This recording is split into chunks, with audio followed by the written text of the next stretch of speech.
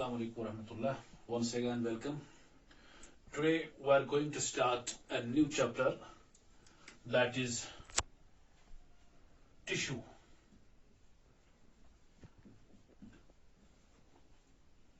Before we start this tissue, this new chapter, you must have the knowledge of this cell. इससे पहले जो unit हमने पढ़ा, that was regarding to the cell. Cell का structure, cell के organelles हमने detailed में पढ़े हैं. तो now comes to next unit, that is tissue.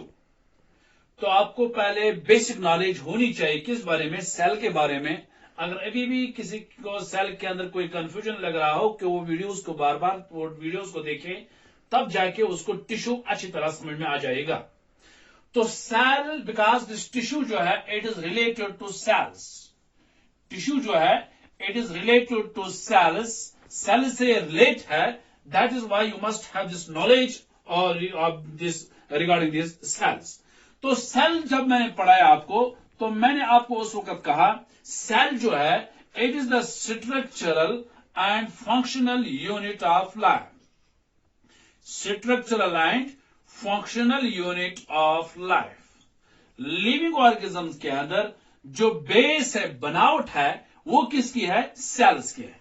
कोई भी लिविंग ऑर्गेनिज्म हो, इसकी बेस जो है या वो लिविंग ऑर्गेनिज्म जो भी फंक्शन करता है, it occurs because of this cell. That's why that cells are called as structural and functional unit of life. जैसे लिविंग ऑर्गेनिज्म के अंदर बेस क्या है? सेल. सेल्स जब मिलते हैं तो क्या बनता है? टिश्यू बनता है. जब टिश्यू मिलते हैं तो क्या बनता है? ऑर्गन बनता है. ऑर्गन जब मिलते हैं तो क्या बनता है? ऑर्गन सिस्टम बन जाता है.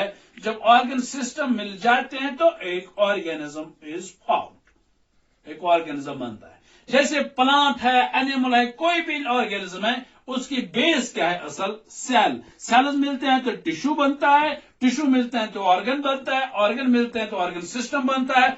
ऑर्गन सिस्टम मिलते हैं तो ऑर्गेनिज्म बनता है. तो so far as this cell is concerned, on the base of number of cells, जब हम नंबर ऑफ सेल्स की बात करते हैं तो मुझे पूछना है असल में टिश्यू पर, तो we broadly divided the living organisms into two groups. दो ग्रुप्स में हम लिविंग ऑर्गेनिज्म को क्लासिफाई करते हैं on the base of number of cells. One that is unicellular organism and second जो है that is multicellular organism. That means the living organisms are divided into two groups. One, it is unicellular organism. Second, it is multicellular organism. Uni, as the name indicates, uni means one and cellular means cells. That means an organism consists of a single cell, जिसके अंदर सिर्फ एक ही cell हो. That organism is called as unicellular, as in case of amoeba, paramecium, chlamydomonas. इसमें एक ही cell होती है. ठीक है. Multicellular, as the name indicators, multi means many and cellular means cells. That means an organism consists of many cells. जो organisms बना हुआ है many cells का, that's called as multicellular organism. Just we have plants, we have human beings, we have fungi, they are multicellular organisms. अब जब हम organisms की बात करते हैं, चाहे यूनिसेलर हो या मल्टी सेलर हो, ऑर्गेनिजम्स की बात करते हैं, तो इसमें बहुत सारे फंक्शंस होते हैं जिससे लाइफ पॉसिबल है. लाइफ, मैंने कहा, it's a biological term. It's a power possessed by an organism to maintain itself. Living organism के अंदर एक पावर होता है जिस पावर के जरिए से वो अपने आप को मेंटेन करता है, उसको बोलते हैं लाइफ. ये बायोलॉजिकल टर्म है. ये लाइफ कैसे पॉसिबल है? इसके लिए कुछ फंक्शंस बॉडी के अंदर हो जाते हैं, that are called as life processes. This means these are the functions which are performed by the living organisms to maintain this life. Life को बरकरार करने के लिए लिविंग ऑर्गेनिजम्स के अंदर कुछ फंक्शंस होते हैं, उनको बोलते हैं लाइफ प्रोसेसेस. Life processes. जैसे अगर हम बात करें लाइफ प्रोसेसेस, जैसे न्यूट्रिशन है, या हम सिंपल बोलेंगे जैसे मूवमेंट एक प्रोसेस है, जैसे जिस रेस्पिरेशन एक लाइव प्रोसेस है. ठीक है. जैसे डाइजेशन एक लाइव प्रोसेस है, जैसे एक्सक्रीशन एक लाइव प्रोसेस है. ठीक है, सर्कुलेशन ऑफ लैब प्रोसेस है, ये लैब प्रोसेस है, लेकिन in case of unicellular organisms these all functions are performed by single cell. एक ही सेल वो ये फंक्शन करती है, जैसे मूवमेंट, एमोबा के अंदर मूवमेंट करना हो तो एक ही सेल करेगी, डाइजेशन करनी है तो एक ही सेल करेगी, रेस्पिरेशन करेगी करना है तो एक ही सेल करेगी, एक्सक्रीशन, जो भी फंक्शन लिविंग ऑर्गेनिज्म में इस यूनिसेलुलर में होगी, क्योंकि there is only one cell, एक ही सेल है तो एक ही सेल को ये फंक्शंस करने हैं, ठीक है। But in case of multicellular organism, हमारे पास अगर हम बात करेंगे ह्यूमन बीइंग्स की, ठीक है, ह्यूमन बीइंग एक मल्टी सेलर ऑर्गेनिज्म है, या प्लांट से मल्टी सेलर ऑर्गेनिज्म है। हम देखते हैं this it's a complex body, head के अलग सेल्स हैं, group of cells, this hands, इसमें अलग सेल्स हैं, ये अलग सेल्स, जैसे मूवमेंट करना हो इसके लिए अलग ग्रुप ऑफ सेल्स, वो फंक्शन ये करेंगे मूवमेंट, जैसे डाइजेशन इसके लिए अलग है ग्रुप ऑफ सेल्स, वो फंक्शन करते हैं बॉडी के अंदर डाइजेशन, जैसे रेस्पिरेशन अलग है इसके लिए ग्रुप्स ऑफ सेल्स, जैसे एक्सक्रीशन अलग है ग्रुप्स ऑफ सेल्स, इनके साथ मल्टी सेलर ऑर्गेनिज्म। जैसे प्लांट्स अगर हम बात करें, रूट सेल्स के अलग फंक्शंस है, स्टेम सेल्स के अलग फंक्शंस है, दिस लीफ सेल्स के अलग फंक्शन है, that means there is a division, a type of division of labour, point याद रख लीजिए, that is a division of labour, काम बांटा जाता है, काम बांटा, जैसे एक फैमिली है, फैमिली के अंदर 10 मेंबर्स है, अलग अलग काम करेंगे, 10 बंदे 10 काम करेंगे, this is the division of labour. लेकिन ये डिवीजन ऑफ लेबर पॉसिबल नहीं है यहां, कहां, unicellular organism. This means there is a cluster of group of cells, there is a division of labour. In case of multicellular organism जो work होगा वो work भी मोर एफिशिएंटली होगा, जिसमें डिवीजन ऑफ लेबर है इसके अंदर वर्क जो सेल्स करेंगे ये एफिशिएंटली वर्क भी करेंगे। ये जो ग्रुप ऑफ सेल्स है, this is called as tissue. अब समझ में आया? तो हम पूछे हैं, अब आपको समझ में आ जाएगा ये टिश्यू क्या है। अब टिश्यू किन में होगा? मल्टी सेलर ऑर्गेनिजम्स में टिश्यू होगा, क्योंकि टिश्यू जो है it is the group of cells. Cells जब मिल जाते हैं तो क्या बनता है? टिश्यू। तो पहले टिश्यू की हम डेफिनेशन की तरफ आए, लेटेस्ट डेफिनेशन की तरफ आए।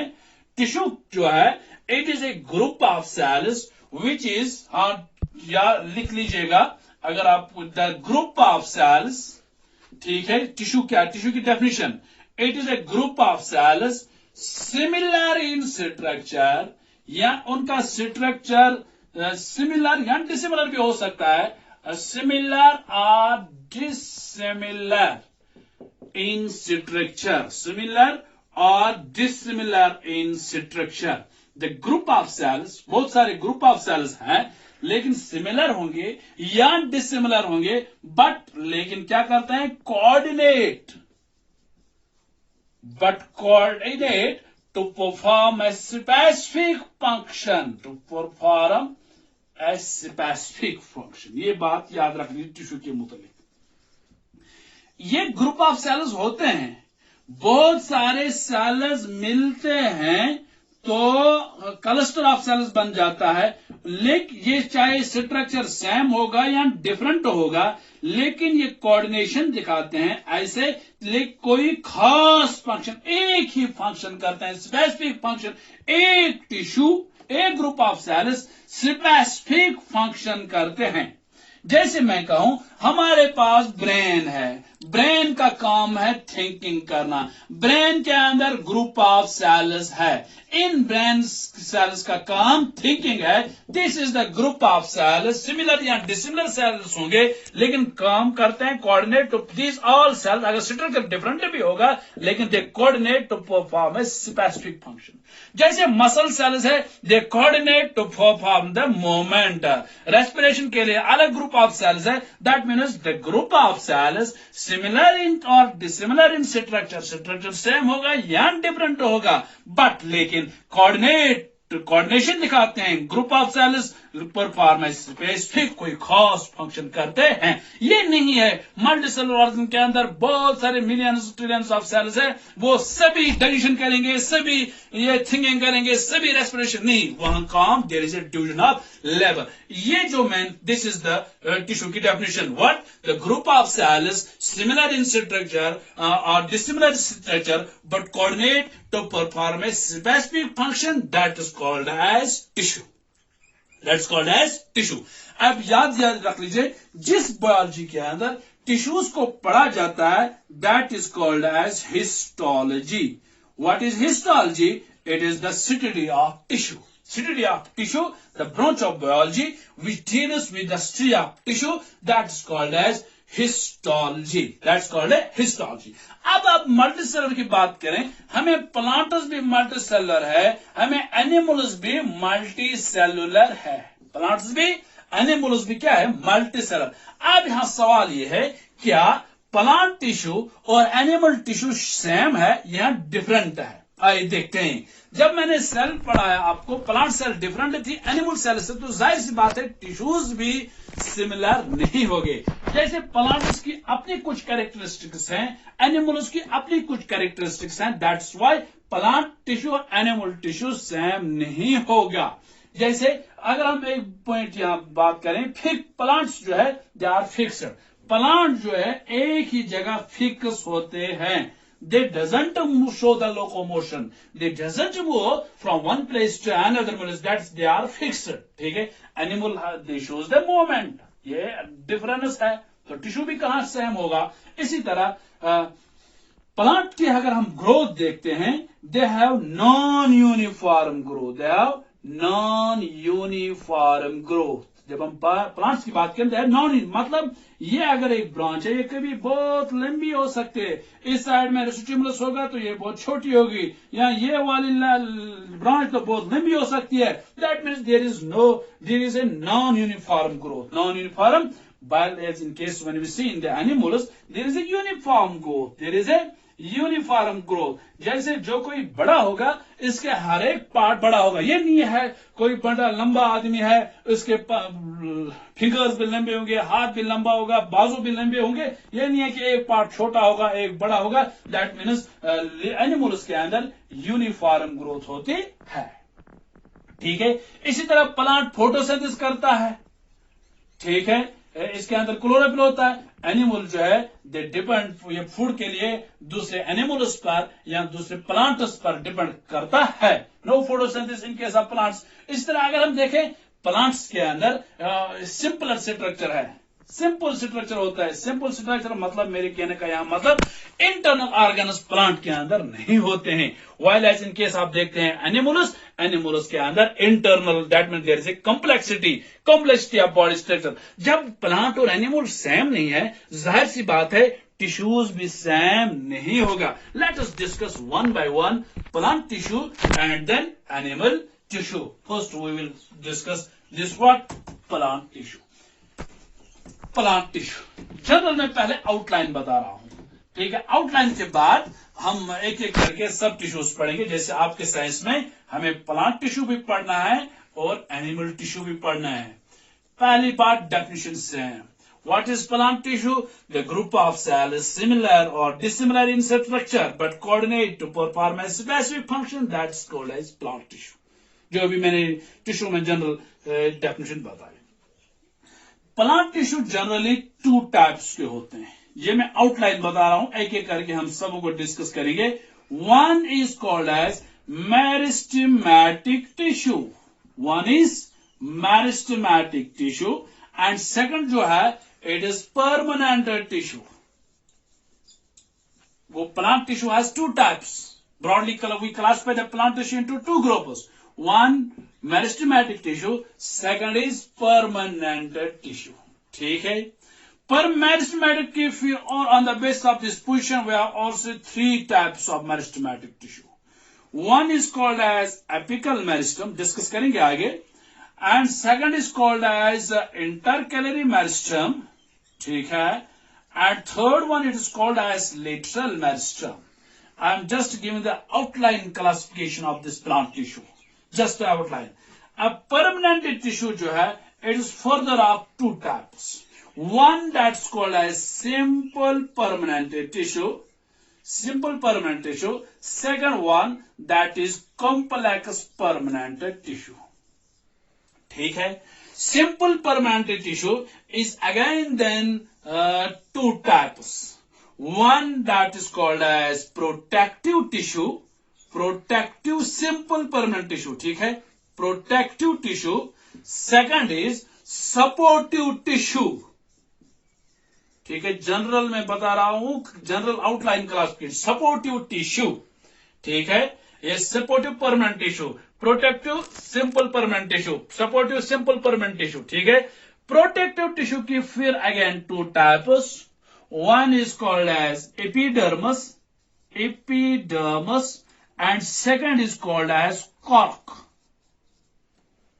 ठीक है, supportive tissue is further three types, one is called as parenchyma,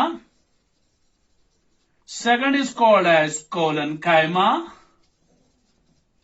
third is called as sclerenchyma. One is parenchyma, collenchyma, sclerenchyma. This complex tissue, it is of further two types, one is xylem and second is phloem. We have to discuss them in detail, that हमारा plant tissue complete होगा जब हम सबको detailed में पढ़ेंगे। ये हमारा plant tissue है, इसके बाद है एनिमल टिश्यू। तो जो शुरू करेंगे इस वक्त, नाउ दिस या next video, this is the general outline classification of plant tissue. ये मैं डिटेल में पढ़ना, जैसे मैं वन पॉइंट में बता रहा हूं। Meristematic what tissue which is in a state of continuous division. Permanent tissue which have lost the power of the division. On the base of the apical meristem at the root and shoot tips पर होगा, then it's called apical meristem. Intercalary at the internodes पर जो meristematic tissue, that's called as intercalary meristematic tissue. जो meristematic tissue lateral sides में होंगे, that's called as lateral meristem tissue. आगे देखेंगे simple permanent tissue, that means which have lost the power of division but is made up of similar kind of cells. Complex permanent tissue, it is a group of cells made up of different types of cells. We have the xylem and phloem. Simple permanent tissue, then we have two, protective and supportive. That means which have protection, which are protective in function. We have epidermis, outermost single layer of cells. We have cork, it is also a waterproof tissue. ठीक है, देखेंगे आगे। Supportive tissue, that means this is made up of the single kind of cells. ठीक है, but they are storage करते हैं। ठीक है, which gives the tensile strength, elastic, that is collenchyma. Yes, which gives us hardness to the mechanical strength, that is sclerenchyma. Xylem conducts water and phloem transports the food in the plant. This is the general outline मैंने बताया। अब हम इनके next video में हम उठाएंगे ये वाला, पहले ये पढ़ेंगे, फिर हम यहाँ की तरफ आएंगे, फिर इसी तरह आगे चलेंगे। तो इन 2-3 वीडियोस में हमें ये कंप्लीट होगा प्लांट टिश्यू। इसके बाद है next. Hope you have got this topic.